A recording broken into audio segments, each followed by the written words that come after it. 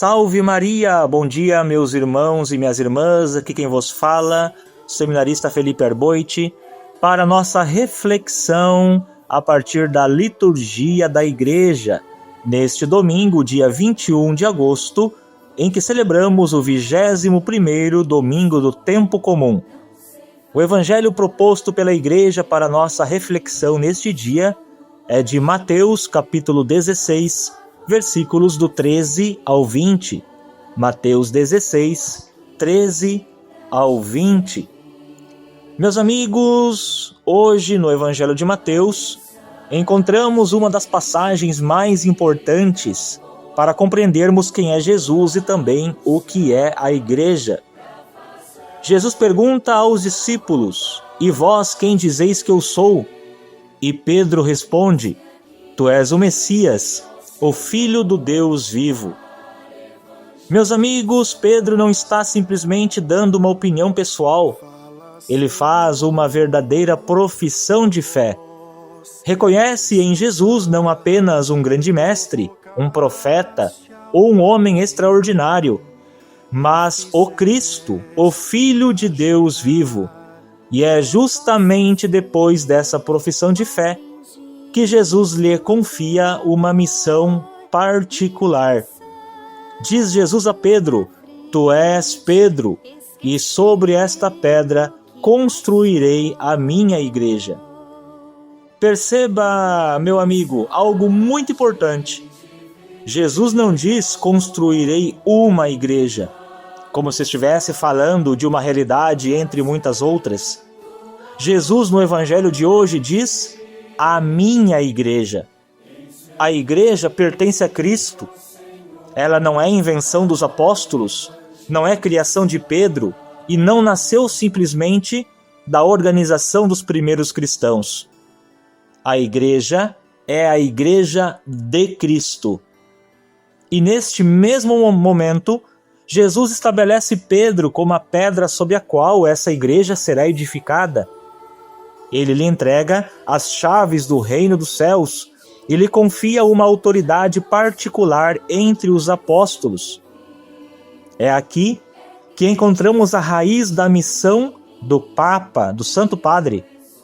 O Papa é o sucessor de Pedro. Assim como Pedro recebeu de Cristo a missão de confirmar os irmãos na fé e de servir à unidade do colégio apostólico, o seu sucessor, o Papa, recebe a missão de continuar esse serviço na Igreja. Por isso, quando nós católicos olhamos para o Papa, não devemos enxergá-lo simplesmente como uma personalidade religiosa, como alguém que ocupa um cargo ou como uma figura importante do mundo contemporâneo. Nós, católicos, o reconhecemos como sucessor de Pedro e servidor da unidade da Igreja de Cristo. E aqui existe algo que precisamos recuperar com muita força: a consciência e a alegria de pertencermos à Igreja Católica, à Igreja de Jesus Cristo. Vivemos em uma época, meus amigos, em que muitas pessoas pensam que todas as igrejas são simplesmente caminhos equivalentes e que pouco importa a qual comunidade cristã alguém pertence. Mas o Evangelho de hoje nos convida a olhar para algo muito mais profundo. Jesus não apenas fala sobre si mesmo, Jesus fala da sua igreja. Ele quis uma igreja, meus amigos. Quis uma comunidade visível, unida, edificada sobre os apóstolos e, de modo particular, edificada sobre a pessoa de Pedro.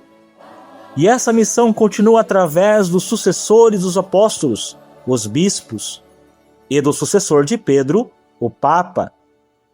Por isso, meus amigos, ser católico não deveria ser apenas uma tradição familiar, um costume ou uma identidade cultural.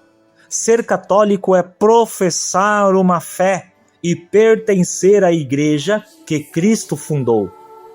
Quando dizemos "sou católico", deveríamos dizer isso com convicção, com gratidão e também com responsabilidade. Porque a igreja tem defeitos? Sim, tem. Porque é formada por homens e mulheres pecadores. mas a sua origem não está nos nossos pecados. A sua origem está em Jesus Cristo.